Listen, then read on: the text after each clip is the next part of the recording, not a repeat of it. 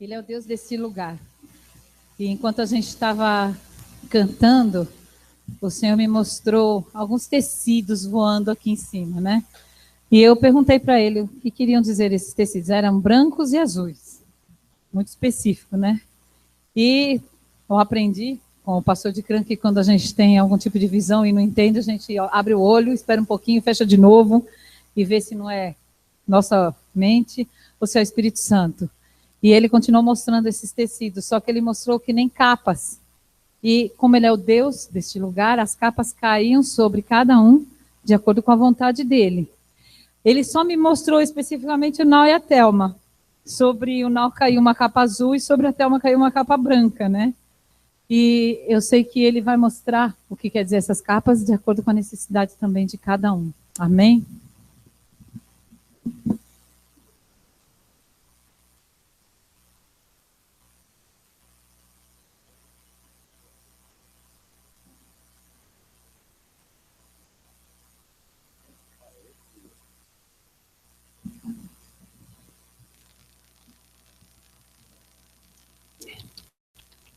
Eu ia dar esse testemunho no domingo passado, mas algumas coisas aconteceram e não consegui vir aqui. Quando eu desci, tive que subir. Quando eu desci, já tinha acabado o testemunho, tudo. Eu fiquei muito sem graça de interromper a pregação, embora depois, com o transcorrer da mensagem, fosse possível perceber que tinha tudo a ver com o testemunho que eu contar. Eu vou contar um pouco atrasado, mas é um testemunho fresco de uma semana. E eu não vou formar doutrina em cima de testemunho, mas nós temos relatos bíblicos de muitos testemunhos de atuações de Deus, e nós tiramos muitas lições a partir das atuações de Deus na palavra do Senhor. Então, quando a gente vê coisas semelhantes acontecendo no nosso meio, não é doutrina nova, é, na verdade, confirmação das coisas que já estão nas Escrituras, né? Toda vez que a gente se posiciona em relação às coisas de Deus, o mundo espiritual se mexe. Deus vê o nosso posicionamento, mas o inimigo também vê. Deus vê que a gente quer se colocar na posição correta, mas se alguém puder atrapalhar, vai fazer de tudo para isso. Porque o usurpador é assim. O usurpador é aquele que obtém o poder de forma ilegítima e ele precisa se manter no poder a qualquer custo, por intimidação, por vários obstáculos que ele coloca na frente e tudo mais. E eu tenho visto lá em casa, com muita felicidade, uma das minhas filhas, né, a Débora, se movendo em muitas coisas, Deus tocando muito o coração dela. E na semana passada ela tinha de apresentar um trabalho na escola. E era sobre ensino religioso também o trabalho. O tempo foi passando e ela tinha um dia para entregar o trabalho. E casualmente o professor ficou doente e precisou tomar uma semana de licença médica, e eu entrei em contato com ele e acertamos que ela entregaria o trabalho em vídeo, alguma coisa assim, até sexta-feira, né? E dei algumas dicas para ela. Na verdade, tem havido todo um reposicionamento espiritual na vida dela, e a gente tem orado muito por essas coisas. Mas o fato é que, conforme ela tentava fazer as coisas, só obstáculo na frente, só problema, só problema. E quando chegou a quinta-feira, ela passou o dia tentando gravar o vídeo. O testemunho era para ser dela, mas na verdade é meu, porque Deus falou comigo naquele culto de quinta passada, durante tudo. Ninguém sabia de nada, né? Mas nós estávamos ali atrás, embaixo ali da escada, nós sabíamos de muita coisa. E naquela quinta-feira ela tentou gravar alguns vídeos lá em casa para o trabalho dela. O trabalho tinha que ser entregue na sexta-feira. E houve problema com memória de aparelho que acabou, bateria de outro aparelho que acabou, e os problemas foram se sucedendo. Por fim ela conseguiu gravar, e nós viemos mais cedo aqui para que usássemos esses computadores aqui e ali aí ajudar e alguma coisa assim. Subiu tudo para a nuvem, desceu tudo da nuvem, uma bagunça, né? No final a Lia conseguiu baixar todos ali, mas na hora de começar o culto, quando o último vídeo tinha baixado e a Lia foi olhar o vídeo, veio só um fundo preto assim, não tinha vídeo nenhum. E ali então eu vi assim, a Débora estava muito firme até aquele momento, mas naquele momento assim, quando era a hora de começar o culto e o vídeo não veio, a menina ela desanimou, né? E ela falou assim para mim, pai, eu não aguento, tá dando tudo errado, tá dando tudo errado. E eu confesso que eu também fiquei muito abalado. Aí ela foi lá chorar no canto, eu dei um sinal aqui para minha mãe, eu fui lá orar com ela no quarto. E enquanto eu estava aqui no louvor, eu estava pensando assim, para quem que eu vou ligar depois? Eu vou ligar para eu estava aqui louvando e ao mesmo tempo pensando, eu vou ligar para o professor, eu vou adiar o trabalho, eu vou fazer alguma coisa, eu vou procurar alguém que eu conheço, eu vou passar a madrugada, eu pensando o que eu ia fazer, né? Mas ao mesmo tempo, eu falava, Deus, eu não tenho a quem recorrer, eu não tenho ninguém a quem recorrer. Eu não entendo nada desse negócio de informática, eu mal sei usar um PowerPoint, e o negócio aqui vai ser difícil. E não sabia muito bem como resolver a coisa. E ao mesmo tempo, eu pensava, se precisar, eu cato a Débora agora, acabar o louvor, nós vamos embora fazer isso. E eu me lembrava de Mateus 6,33, que eu prego sempre aqui, eu falo, né? Buscar em primeiro lugar, né, o seu reino, a sua justiça, as outras coisas serão acrescentadas. Eu prego essas coisas, eu ensino isso na minha casa. Foi dito isso no domingo, durante a pregação, em algum lugar, foi dito isso. Eu ia dizer isso naquela noite, se eu tivesse dado testemunho. E eu pensava assim, é uma incoerência, eu falo uma coisa e agora na hora que é comigo, que é com minha filha, né?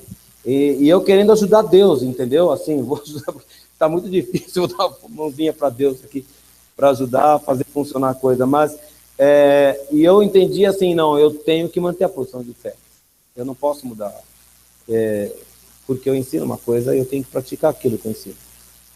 E quando eu fui ali embaixo, né, e na verdade eu só ia perguntar para a Débora, o que aconteceu, porque eu não tinha entendido nada, né? E acabou o louvor, eu fui ali para baixo, quando eu fui perguntar o que aconteceu, ela não me deixou terminar a frase, ela falou assim, não, acho que ela pensou que eu ia dizer, vamos sair, vamos embora, né? Ela falou, não, eu vou assistir o culto inteiro, depois eu vou ver isso. Saiu da boca dela, ninguém tinha perguntado nada. E quando ela disse isso, então eu falei, irmão, que seja assim. O culto, todas as palavras, e a mãe deu uma instrução para que ela abrisse o caderno e fosse anotando as palavras. Todas as palavras no culto da semana passada estavam direcionadas a descansar no Senhor, a colocar as coisas na mão do Senhor. Alguém, vocês vão lembrando disso. E ela foi anotando versículos. Acho que até Mateus 6,33, alguém andou comentando também naquele culto, né? E as coisas, e eu olhando e vendo o cuidado de Deus, mandando os recados através dos irmãos da igreja. O fato é que quando acabou o culto, a Lia foi desligar o aparelho, e eu não sei porque ela resolveu olhar mais uma vez, o vídeo estava todo inteiro lá, as imagens estavam todas, tudo funcionando. Não me perguntem o que aconteceu, não sou da área. Eu acabando o culto, lembro que eu falei, eu preciso de alguém que entenda de Apple, porque o Mauro já foi, mas a Lia falou, não, está funcionando tudo. Não sei se é assim mesmo, se você joga para a nuvem e demora para voltar, eu não sei o que aconteceu, mas eu sei o seguinte, quando acabou o culto, estava tudo lá no lugar. Aí ela ficou até 1h da manhã editando lá em casa, né?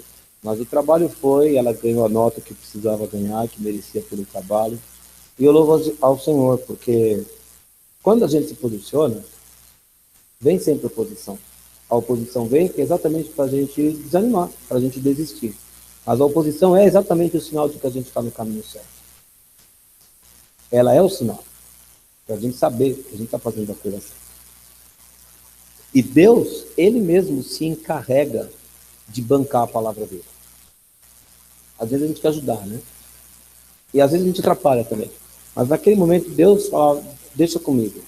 Né? Então falou o coração dela, mudou de posição no coração dela, acalmou meu coração, Ele fez tudo. O nome dele foi glorificado. Para mim foi uma lição muito, muito bonita, foi uma experiência muito tocante, muito marcante. Eu quero glorificar o Senhor e espero que você seja abençoado também, porque pode ser que você esteja aí passando por oposições, né? Mas o Senhor vai chancelar as suas decisões tomadas dentro da palavra de Deus. Amém?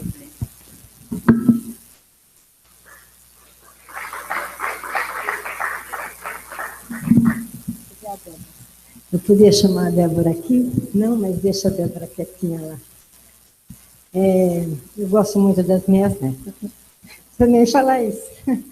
Mas aí nós começamos o louvor e o Fábio me fez umas daqui do teclado e eu não estava entendendo nada. E aí eu olhei assim e vi a minha neta com uma carinha de choro. Eu falei, o que será que está acontecendo com a minha Débora? E quando eu cheguei lá, ela falou assim, vamos, não estou dando nada certo. E eu não estava entendendo nada. Mas Deus é grande, Deus é Deus, né? E nós precisamos aprender a viver a palavra do Senhor. E foi isso que aconteceu com a Tuba. Porque eu falei, eu não entendo nada do que ela tinha que fazer no computador, nem queria saber também. Eu queria vir louvar, né? E falei, e o que eu vou falar para essa menina? Aí eu falei para ela, vamos orar? Ela falou, vamos, e chorando. Aí nós entramos ali, todas as palavras que nós oramos lá dentro foram ditas aqui. E eu comecei a falar sobre a ansiedade. Deixar na mão do Senhor toda a ansiedade. Não é isso que ele ensina? Ele ensina isso. Então nós precisamos saber a palavra. Depois o que ele diz? Deixa isso, fala todos os teus problemas para o Senhor. No mínimo dos mínimos, o Senhor te dá a paz. Eu falei, então agora recebe a paz.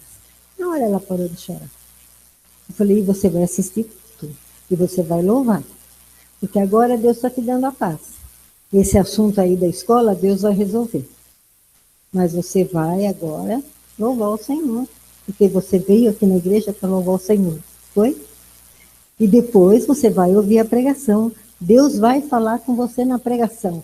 E eu sei que ultimamente ela anda anotando parte das pregações ou as pregações, né? O Senhor está trabalhando na vidinha dela. Então eu falei, você anota.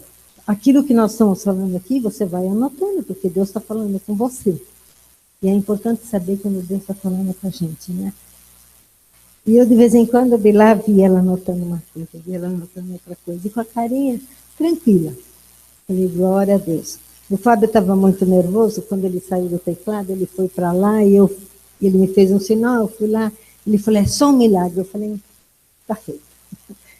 Deus é Deus de milagres. Se é só um milagre, já está pronto. Deus já faz. E aí, ela assistiu tranquilo. Quando chegou lá depois, que eu fui saber, e agora, Débora, o que vai acontecer? Eu falei, você vai, tua irmã ajuda, teu pai ajuda, vocês fazem o trabalho. Nem consegui falar, que a Lia chegou e falou, vó, eu fechei, abri, não sei o quê, está tudo aqui. Deus já tinha feito. Então, é importante a gente orar a palavra. Para orar a palavra, precisa saber a palavra. Para saber a palavra, precisa ler a palavra. Mas é muito importante a gente orar a palavra. Deus não mente. Se ele disse que a ansiedade é para lançar na mão dele, não lançar. Se ele diz que ele dá a paz, ele dá a paz. Então eu vou orar o que está na palavra, nada mais, nada menos. Eu creio. Então eu recebo. Amém? Eu fico feliz pela minha neta.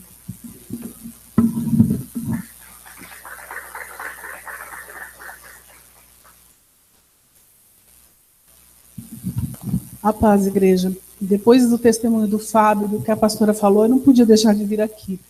Eu tenho pensado muito nessa coisa da ansiedade, né? Do que vai ser amanhã.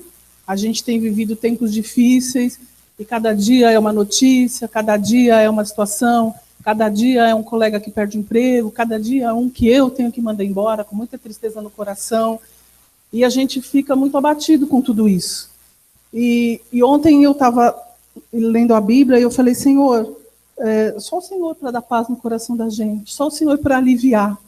E aí eu li em Mateus 6, 25 a 34. Eu queria ler para vocês. Por isso vos digo, não andeis ansiosos pela vossa vida, quanto ao que haveis de comer ou beber, nem pelo vosso corpo, quanto ao que haveis de vestir. Não é a vida mais do que o alimento e o corpo mais do que as vestes? Observai as aves do céu, não semeiam, não colhem, nem ajuntam em celeiros. Contudo, vosso Pai Celeste as sustenta. Porventura não valeis vós mais do que as aves? Qual de vós, por ansioso que esteja, pode acrescentar um côvado ao curso da sua vida? E por que andais ansiosos quanto ao vestuário? Considerai como crescem os lírios do campo. Eles não trabalham e nem fiam. Eu, contudo, vos afirmo que nem Salomão, em toda a sua glória, se vestiu como qualquer um deles. Ora, se Deus veste assim a erva do campo, que hoje existe e amanhã é lançada ao forno, quanto mais a vós outros, homens de pequena fé. Portanto, não vos inquieteis dizendo, que comeremos, que beberemos, ou como nos vestiremos? Porque os gentios é que procuram todas estas coisas. Pois vosso Pai Celeste sabe do que necessitais, sabe que necessitais de todas elas. Buscai, pois, em primeiro lugar o seu reino e a sua justiça, e todas essas coisas vos serão acrescentadas. Portanto, não vos inquieteis com o dia de amanhã, pois amanhã trará os seus cuidados. Basta o dia o seu próprio mal. E, então, lendo esse texto e ouvindo o testemunho do Fábio, que a pastora falou, firmou mais ainda no meu coração que Deus cuida da gente todo dia. E Deus não vai deixar de alimentar o seu filho, de vestir o seu filho, de dar paz ao nosso coração. Então, a gente, como a gente falou na semana passada, né, a gente tem que sossegar o coração, orar e acreditar na palavra do Senhor. Porque todo dia vem um testemunho mostrando para a gente o quanto Ele cuida, o quanto Ele é fiel e o quanto a sua palavra é verdadeira nas nossas vidas.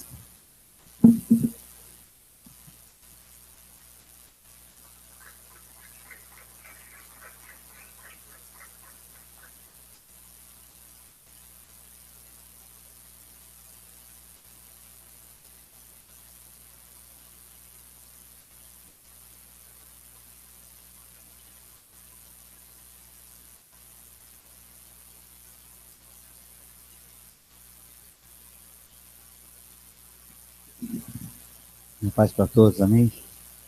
Amém. Cheguei ontem à noite, lá da Bahia. Sandra está como não tivesse tido nada. Ela né? Conheceu ela, né? Incrível. Foi para Salvador fazer uns exames, mas praticamente Deus restaurou a saúde dela, por completo. E eu louvo a Deus por a igreja, bênção lá. E baseado no que está ministrando aqui, o que está falando aqui, eu quero ler um texto. O Senhor me acordou de madrugada e me deu 2 Crônicas, capítulo 20. E falou para mim, lê ele aqui hoje. 2 Crônicas, capítulo 20. Você chega lá comigo. É o resumo das ministrações lá na Bahia, e algo aconteceu que muito me surpreendeu, me impactou no culto de domingo lá na sede de Irecê. Mas antes vou ler a palavra. Tá? Todos acharam o capítulo 20? Amém? Aleluia. Versículo 16. Tá? Amanhã descereis contra eles, eis que sobem pela ladeira de Ezir, encontrá-lo-eis no fim do vale, defronte do deserto de Jeruel. Nesse encontro não tereis de pelejar. Tomai posição, ficai parados, e vede o salvamento que o Senhor vos dará. Ó Judá e Jerusalém, não temais, nem vos assusteis, amanhã sairei ao encontro, porque o Senhor é convosco. Então Josafá se prostrou com o rosto em terra, e toda Judá e os moradores de Jerusalém também se prostraram perante o Senhor e o adoraram.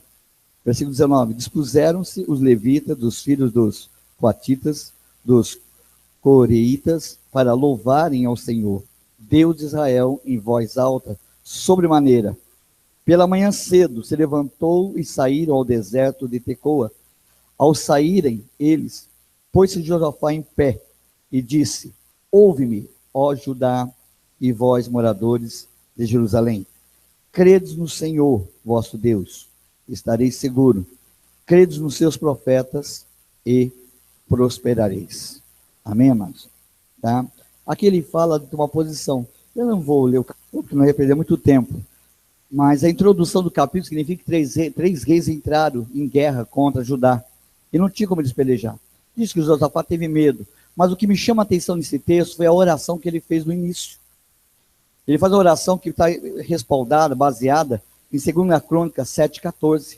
Se o meu povo, que se chama o meu nome, entrar aqui, se humilhar, orar e se converter no mau caminho, ele usa esse parão Crônicas, né, para dizer, o Senhor não disse isso, né? E ali ele começa, veio o Espírito e sela a palavra, dizendo, toma posição no quê? Na palavra. Ele declara isso, tá? E mais do que isso, ele diz, nessa peleja não tereis que pelejar. Nesses dias lá na Irecê, eu comecei a ministrar posicionamento. Posicionamento. Pessoas que estão na igreja, ouvem a palavra. Aleluia. Amém, amém. E não as põe em prática. E o Senhor disse que não é hora mais de engavetar a palavra. É hora de a pôr em prática. E ali começou a ditar o Senhor. Isso foi no domingo. Deus já vinha fazendo algo tremendo. A igreja lotada, tinha muita gente. E ali ministrando, e o Senhor começou a dizer, olha, você que está frequentando a igreja, mas não batizou. Não tomou posição. Aí Deus mandou ditar Atos dos Apóstolos, capítulo 2, versículo 38 e 39, que diz, e todos que receberam a palavra foram batizados imediatamente, né? Então, se você recebeu, batiza, crê. Você que não está, e Deus começou a ditar o roteiro. E o Senhor diz, toma posição e vê o que eu vou fazer. Toma posição e vê o meu agir. Toma posição e vê que eu não estou negligenciando os meus cuidados.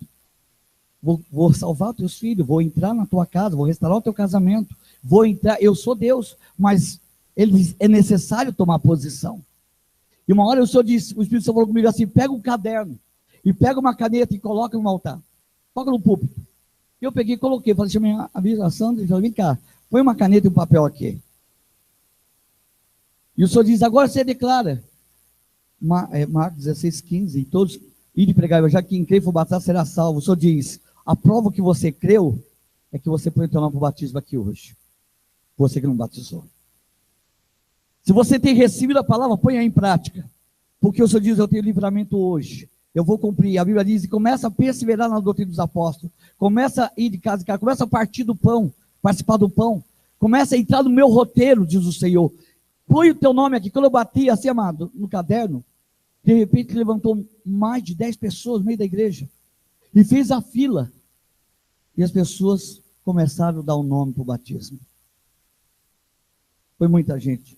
Alguns talvez, tiraram foto, vou mandar no vídeo. Mas fez aquela, eu parei assim, a igreja aplaudiu, parou, sabe, as pessoas caíram a real.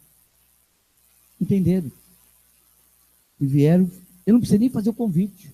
Eu ia fazer o apelo ainda, vem, né? Quando eu falei, coloca o teu nome aqui e vê o que Deus faz, foi assim, imediato. Foi instantâneo. Foi pronto, puf. Um levantou ali, outro ali, começou a levantar as pessoas, fazer a fila, começar, e já marcou o batismo para a semana que vem. O que eu entendi ali, amados, que nada impede o trabalhar de Deus. Depois Deus me levou a Isaías 38, quando Isaías 38, quando Isaías vai ter com Ezequias, entra na casa dele, ninguém espera uma palavra dela na hora da angústia, uma palavra de, ele estava doente para a morte. Ninguém espera quando está na beira da morte, receber uma palavra de repreensão, uma palavra de conserto, mas de repente Isaías chega à porta dentro, olha para Ezequias e diz, põe em ordem a tua casa, põe em ordem a tua casa, porque certamente morrerá e dali não levantará, e vira as costas e vai embora. E de repente a Bíblia diz que Ezequias ora e diz, lembra-te de mim, como andei e fiz o que era reto, andei nos teus caminhos, guardei os seus mandamentos, e ali diz que ele chorou muito. Eles não sabiam, mas o texto, depois da história de Ezequias, vai descobrir que era soberba no coração dele. Havia soberba, a soberba estava impedindo Deus liberar a vida, liberar a vitória, mas quando ele vira para o lado e chora, ele não confronta o profeta, ele não debate, ele não discute, ele não põe em dúvida a ministração, a profecia, ele considera tanto, ele vira o rosto, chora. O profeta nem saiu da cidade. Ele volta e dá eu creio que dos sinais que ele deu em Josué, que parou o sol, esse foi o segundo sinal maior na Bíblia. Quando ele fez o relógio de Acais retroceder, que era baseado na sombra. Pensa no que Deus mexeu para poder dar aquele sinal, para mostrar o quanto ele é tremendo. E Deus falou comigo, eu tenho um sinal a realizar no meio desse povo, se eles se arrependerem. Se eles tomarem posição, que colocar em ordem a casa do Espírito, a tua vida com Deus. E é hora de colocar a casa em ordem. É hora de tomar posição, porque Deus quer fazer algo extraordinário. Deus quer e vai fazer algo extraordinário. Agora, dentro desse capítulo de Crônica, capítulo 20, versículo 20, ele diz: crê no Senhor teu Deus, estará o quê? Seguro. Crê nos seus profetas. Mas aqui não manda crer na profecia. Ele manda crer na pessoa do profeta. Sabe, amados? Fala como profeta. O meu chamado, onde Deus me colocar um unção de pastor, ele já tem me colocado no campo para fazer aquilo que ele me chamou. Eu já falei lá em DC, posso repetir aqui, você nunca vai ser convidado para ir numa... vai ser ungido um profeta lá na minha igreja. Já viu isso? Pastor, presbítero, diácono, até um vice-deus se bobear. Mas profeta, amado, isso aí é coisa particular de Deus. Amós 3,7 diz: não farei nada sem revelar os meus segredos aos meus profetas. E como profeta eu sei o quanto esta palavra tem peso. Porque Josafá, no capítulo 18, ele fez aliança com Acabe e deixou de acreditar em Micaías. No capítulo 19, Micaías tinha profetizado a morte de Acabe no capítulo 18. Sobe, porque eu vejo Israel. E realmente Acabe morre no capítulo 18. No capítulo 19, agora diz a Bíblia que quando ele está voltando, talvez abatido, e visto a palavra se cumprir, e refletindo o que ele deixou de crer no profeta, e o profeta Micaías foi posto a pão e água e preso por causa daquela palavra. E quando ele está voltando no capítulo 19, versículo 2, diz, e 3 diz: o profeta Gil vai ao encontro de Josafá e diz: deverias tu amar o perverso e ajudar aqueles que aborrecem o Senhor, por isso veio a ira de Deus sobre ti. Agora aí do capítulo 20, e nós sabemos que no livro de Juízes, toda vez que Israel fazia o que era mal diante de Deus, Deus permitiu que o inimigo se levantasse e prevalecesse, até que Deus se humilhasse, buscasse socorro e passasse a ouvir novamente e vir livramento. Em todos os capítulos repete o cenário repetitivo. Então, quando chega no capítulo 20, Josafá tinha consciência da situação. E quando ele dita isso, ele está ditando, não ser uma palavra lançada ao vento, ele está ditando a sua confissão. Eu deixei de acreditar no profeta e quase perdi meu reinado, quase perdi minha vida. E aquele profeta crê na integridade dele, crê no caráter dele. Sabe, amados, como profeta eu vou dizer, uma das coisas que o diabo lança sobre os profetas é pôr em dúvida a pessoa dele. Literal. Isso é literal. E quando se põe em dúvida a vida de um profeta, você perde o direito da profecia. Põe isso na tua cabeça.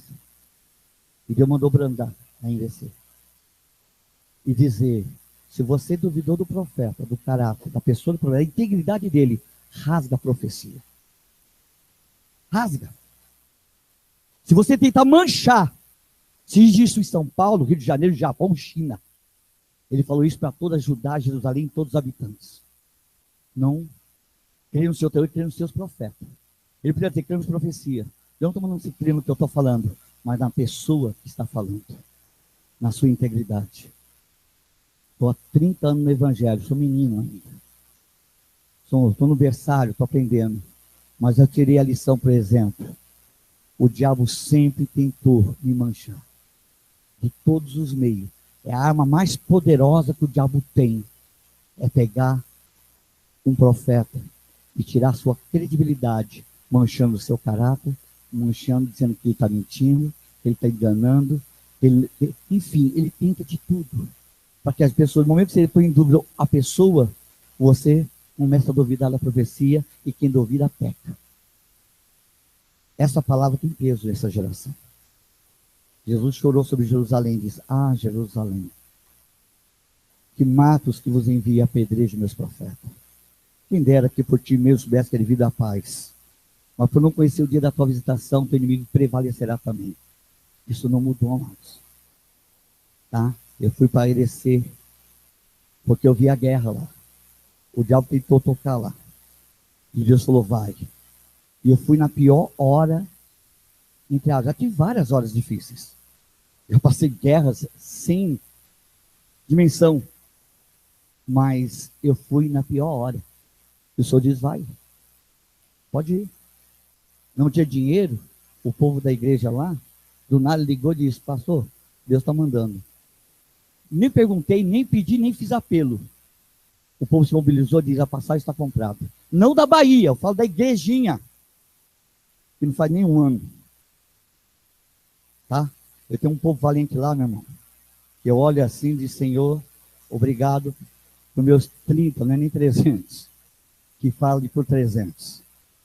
Fui. Não pus peso sobre a Sandra, nem nada, porque eu vi que ela estava com a mãe dela no hospital, nem nada, mas eu tinha que me apresentar no campo de guerra.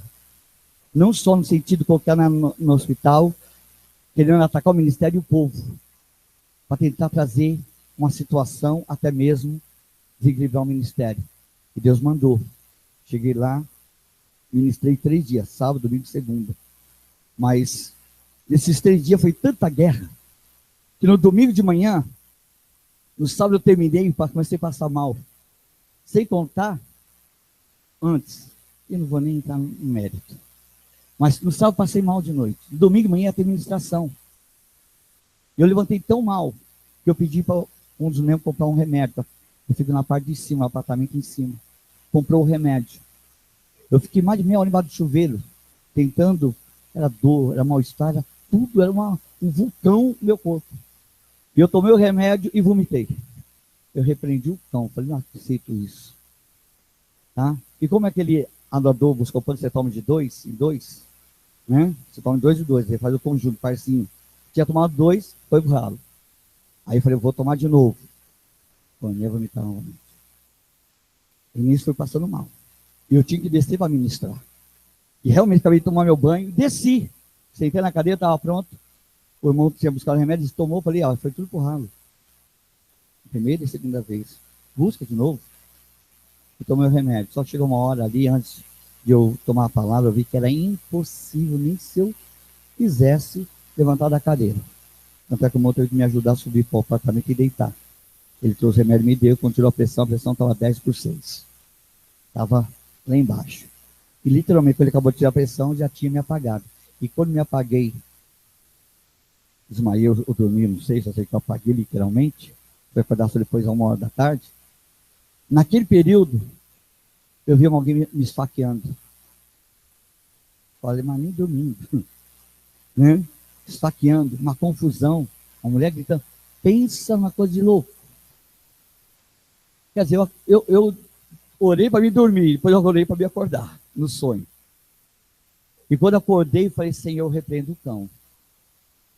Tá? Mas no cenário que eu tive da visão, eu sabia que não era comigo. Então, falei para Sandra, eu falei, Sandra, e terminava a visão assim, é o mesmo espírito. É o mesmo espírito. A visão terminava com essa frase, é o mesmo espírito. Eu acordei, esqueci, passei o dia, um pouco antes do culto à noite, nós conversamos sobre um assunto, a bispa falou assim, não sei qual foi a conversa, ela disse, é o mesmo espírito. Quando ela falou, foi a chave. Me veio a revelação novamente, a visão, e a frase, é o mesmo espírito. Eu olhei para ela e disse, é o mesmo espírito. Ela falou o quê? Falei, sabe do Ramon? Do irmão que esfaqueou ele quando ele dormia? E deu, eu vejo o mesmo espírito querendo fazer a mesma coisa numa família. Não sei se é aqui, se é onde, lugar, não sei aonde, não sei que família, mas Deus está dizendo, ora, porque eu vou me embargar. E não, é o mesmo espírito, mas eu ponho vocês por sentinela e para orar, para que ele não tenha êxito. Tudo bem. Começamos a orar, pensando que era Irecê. E quando eu saio de Irecê, a Sandra tinha que ir levar a mãe dela em Salvador. Saímos na terça-feira. Terça de dia. E eu parei, ela tinha que ir por causa do cunhado dela, e era outro lugar, parei em Feira Santana para pegar um outro, para ir para Salvador, pegar depois o avião. Paramos na casa de uma pastora, que tem uma igreja, que pregou aqui conosco, e nós fomos lá ministrar, eu estava no culto com eles, fizeram uma roda de oração, de repente uma moça começa a falar de uma situação na casa dela, no domingo, de manhã, uma confusão família, uma irmã, outros irmãos, a irmã missionária desviada, vira uma confusão, a mãe ali, um pega a faca e parte para cima. Toda a visão na íntegra. Na íntegra. E eu olhei para ela e disse, antes ela completasse Uma coisa, eu completei o que aconteceu, não ficou assim, disse, eu vi. E nós lá em Irecê repreendemos. E Deus me trouxe aqui, não foi por acaso, porque ele não só ele embargou, como ainda vai embargar. Por quê? Porque ele ainda insiste. E ela falou, realmente, ainda há uma situação, mas nós vamos orar aqui e embargar. Sabe o que eu entendi, amados? Deixa eu explicar e vou encerrar por aqui. Tá? Olha o que aconteceu comigo por causa de uma família. O diabo vem com tudo para cima de mim, sabendo ele, amado, ele põe profeta, põe água, ele joga na cisterna, ele põe no calabouço, ele faz de tudo, ele levanta um exército para casa de Eliseu, porque sabe que ele vai embargar, ele vai empatar o cão, e qualquer um que quer prosperar, como no tempo de Israel, quando Eliseu, por 2 vezes, livrou Israel da mão da Síria, quando os profetas diziam chove ou não chove, sabe o que eu entendo, amado? O diabo sabe disso, e é hora de a gente tomar posição, em toda a escritura, em todo entendimento, em toda a palavra. Buscar o reino significa se colocar debaixo da administração do Espírito, andar na palavra e na vontade de Deus. Um reino sem rei não é reino. E um reino sem vamos pôr assim, as suas leis, seu estatuto, não existe. Nós estamos debaixo de um reino. E esse reino tem normas, tem leis, tem estatutos. E o rei está dizendo, anda na minha palavra, respeite meus mandamentos, observa os limites que eu estabeleci a Judá, Jerusalém e todos os moradores. Crê e não deixe, como diz Salmo 105, não toquei nos meus ungidos e não maltrateis ou injurieis os meus profetas. Porque o diabo sabe disso. Para ele fazer parar os livramentos do rei da Síria contra, ele tem que jogar um no cárcere. E quando o tempo de Josafá, e veio os espíritos, e se levantou os profetas, e profetizou, e agora Josafá toma posição e diz, vamos vigiar, não vou cometer o mesmo erro não, vamos acreditar, porque quando Acabe mandou chamar Micaías, sabe o que Acabe falou? Não chama ele não, ele nunca fala o que é bom, ele me aborrece. Sabe que Acabe falou para Elias, não és tu o perturbador em Israel? Ele diz, eu? Tu e a casa do teu pai quando abandonaram. Meu irmão, o diabo sempre vai tentar mudar a ótica. Sabe por que os profetas vivem no deserto? Por que eles não moram em palácio? Por que não andam de carruagem? Por que não são aplaudidos? E por que não dão autógrafo? Busque o Senhor. Entenda quem quer prosperar. Eu sei. Nós estamos em maio. Hoje é o dia do meu aniversário. É o pior dia da minha vida. Falei, minha esposa, mas é o dia que você nasceu. Mas é o dia que o diabo quis me matar. E quase matou minha alma. Tá? Quem faz o testemunho sabe. E eu estou velando. E respirando. O Senhor me deu uma palavra. Mas quando ele me visitou de noite, me acordou. E me deu essa palavra e disse, você vai abrir o texto lá da rocha e vai ditar ele. E vai dizer para todo o povo, Judá, povo do louvor, Jerusalém, autoridades, que é a sede, que é a capital, e todos os habitantes, todos os povos, todos os membros, para todo mundo, está dizendo, crê no Senhor teu Deus, e crê nos seus profetas, porque aí está o livramento nessa hora. Nos bastidores dessa nação, todo mundo está preocupado com a Dilma. Tira a Dilma, impeachment de Dilma, tira a Dilma. Mas existe algo nos bastidores. Mais sério do que a Dilma. Mais forte do que a corrupção. E é hora de cair de joelho.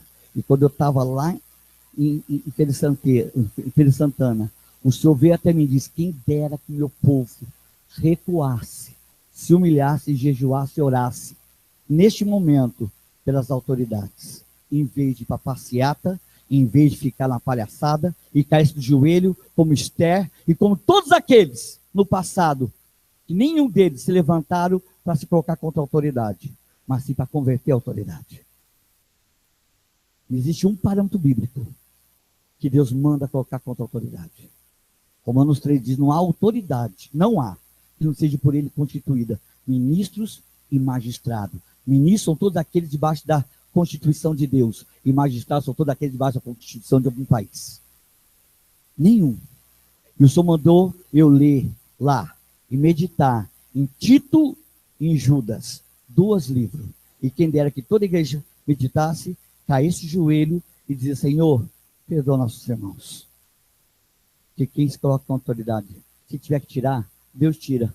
Mas Deus sabe tirar. Não se colocando contra. Deus manda a gente orar por elas. E isso chegou aos ouvidos de Deus. E isso chegou ao conhecimento de Deus, segundo a sua palavra. E o Senhor não se agradou disso. Deus não se agradou. Crentes deixaram de estar do culto para estar onde não devia. Saíram das suas posições, do seu louvor. Saíram das suas pregações. Saíram das suas posições para fazer o que Deus não mandou. E o Senhor diz: tomai posição. Se ajuntaram com Acabe. Acabe vai morrer. Acabe é a carne. Toda a obra da carne será embargada. E toda arma forjada do inimigo não prosperará. E toda a língua nós vamos mais a condenar. Mas não é fazendo passeata na Paulista. É jejuando e orando, se humilhando diante de Deus. Ele vai sarar a terra. Quem dera que todos entendessem. Se você vai gostar da palavra, ou vai deixar de gostar, eu não sei. Eu só sei que a verdade está escrita e eu quero ver quem é que vai mudar. E quem resiste à autoridade. A igreja está na hora de entender o que Esther fez, o que Esdras fez, o que Daniel fez. Se entender, Deus entrega o governo dessa nação na mão dos seus filhos. Se entender, se não entender, o cativeiro vai ser feito. E a coisa vai se complicar. Principalmente para a igreja. O que o diabo tem preparado nos bastidores não é para derrubar nenhum empresário, nenhuma potência nessa nação. O que tem nos bastidores é para derrubar todos os ministérios, sem exceções e sem acepção. Para dizimar. Está vindo. Está chegando. E é hora de se humilhar. É repentina a destruição. Está vindo. Vamos entender esse negócio. E vamos se humilhar. Se os outros não querem fazer, faz a tua parte. E se tu crê, Deus não precisa de 30. Ele faz 3 concordar na terra. Ele concorda no céu. E eu sei que tem mais de 3. Eu creio que talvez esses que estão aí, e eu vi um clamor, eu vi uma pessoa se reunindo lá em Salvador, eu vi pessoas se reunindo em Feira de Santana, eu vi pessoas se reunindo e pedindo: Senhor, poupa teu povo. Não tira ele como ímpio. E perdoa nossos irmãos. E estão se humilhando. Como Josafá. Amém, amados? Toma posse da palavra. É para mim, é para você, é para todos. Não tem exceção. Não tem exceção. Começa Judá, Jerusalém, toda a nação. Está precisando crer em Deus e crer no profeta. Para ver prosperar essa igreja. No sentido espiritual. Amém?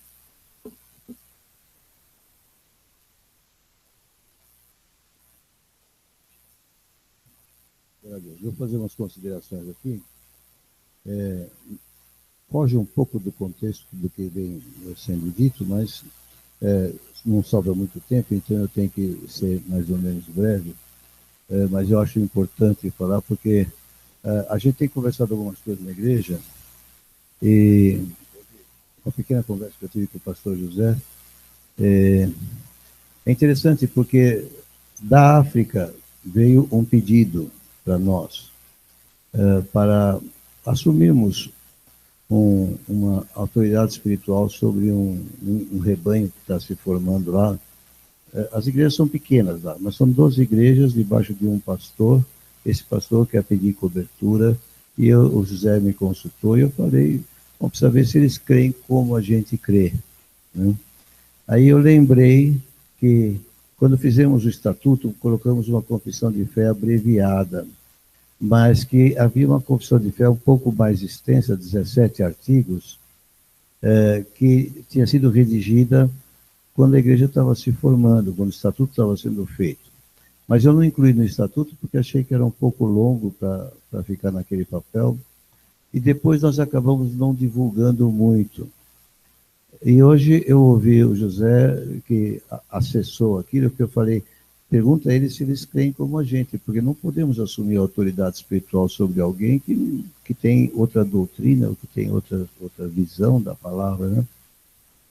E aí o José foi lá ler e disse para mim que estava impressionado com o conteúdo da confissão de fé e como aquilo podia ser importante. Eu falei, talvez a gente faça um quadro, ponha na parede, talvez a gente faça uma coisa e ponha no site, porque realmente é precioso. Mas eu quero dizer, essa confissão de fé não saiu da minha cabeça, nem saiu do meu coração. Na verdade, ela é uma consequência de toda a história da igreja, e aquilo que a igreja tem crido, não é? Tem uma como é que chama? Um concílio de Westminster, onde nós temos um breve catecismo que os presbiterianos tinham, mas não só eles, outras denominações também usam essa confissão de fé. E com algumas pequenas alterações, especialmente na escatológica, ali diz claramente. E também conversando com alguns jovens da igreja, eu percebi que está havendo uma certa confusão doutrinária. Vocês sabem o que houve. Então, de repente, a pessoa chega à igreja e diz que quer fazer parte, ela sente a unção, ela gosta do ambiente, ela gosta do jeito que o culto é, e quer fazer parte da igreja. Ela fala, mas se ela não crê o que a gente crê, a gente tem aceito assim, sem muitas exigências. Eu não vou por exigência, eu continuo sendo informal e eu creio na liberdade das pessoas. Mas eu achei que seria útil colocar esta confissão de fé, porque as pessoas que estão aqui têm que saber, nós cremos isso. Se você não crê isto, não tem sentido você estar brigando com o que se crê. Você define. Você crê isto, então é aqui que você enraiza, é aqui que você caminha, é aqui que você frutifica, é aqui que você prospera. E eu acho que nós vamos ter que divulgar um pouco melhor isso para ficar mais claro. Porque eu não vou ficar brigando com pessoas que estão falando outras doutrinas. Não vou brigar com ninguém. Eu vou continuar pregando a palavra, como a gente crê. E eu creio que a gente crê como a maior parte dos evangélicos de bom conteúdo. Nós não cremos diferente. Nós não somos uma igreja que tem a sua própria doutrina. Nós caminhamos segundo a igreja do Senhor Jesus Cristo. Amém? Queria dar essa breve palavra, porque achei necessário esclarecer, e como José achou que era muito interessante o que ele tinha encontrado, a gente vai procurar falar um pouco mais disso, sem fazer disso também a base da nossa pregação. Nós vamos continuar pregando conforme o Senhor nos dirige, conforme o Espírito coloca para nós. Mas nós sempre estamos pautados debaixo de uma maneira de ver a palavra, numa coisa que nós acreditamos que seja a sã doutrina do Senhor. Amém?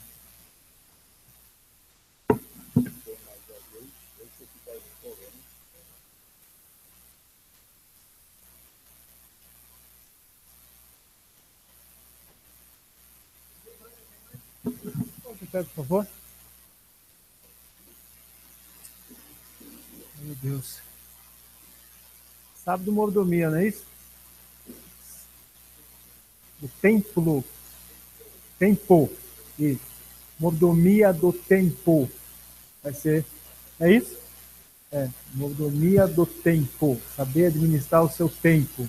Então vai ser o culto de jovens aqui. O tema do culto de jovens vai ser esse. Mordomia do tempo. Viu, Pérez?